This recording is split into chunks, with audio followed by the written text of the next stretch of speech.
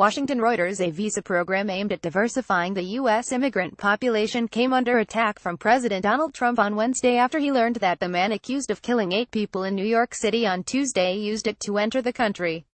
Law enforcement officials investigate an area along West Street a day after a man driving a rented pickup truck mowed down pedestrians and cyclists on a bike path alongside the Hudson River in New York City, in New York, U.S. November 1, 2017. Reuters' Shannon Stapleton Sayflo-Saipov, who was charged in Tuesday's truck attack, immigrated to the United States from Uzbekistan in 2010 after winning a lottery enabling him to obtain a so-called diversity visa, 2 government officials confirmed to Reuters. The program, established by Congress and coordinated by the State Department, has its roots in efforts to bring more Irish and Italian immigrants into the United States.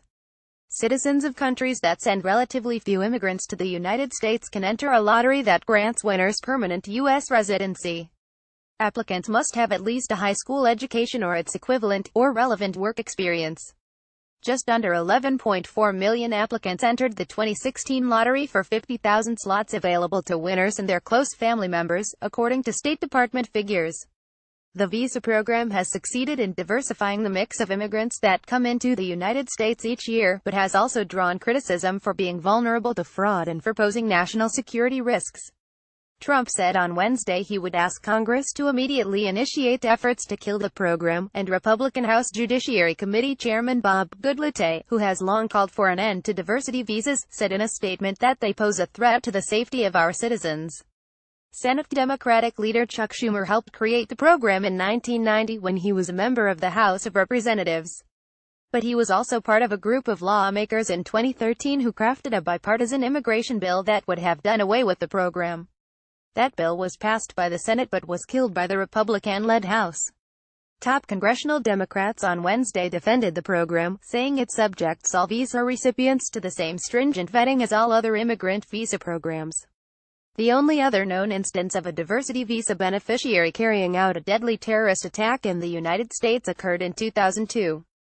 That year, an Egyptian man who had received a diversity visa through his wife years earlier shot and killed 2 people in a Los Angeles airport.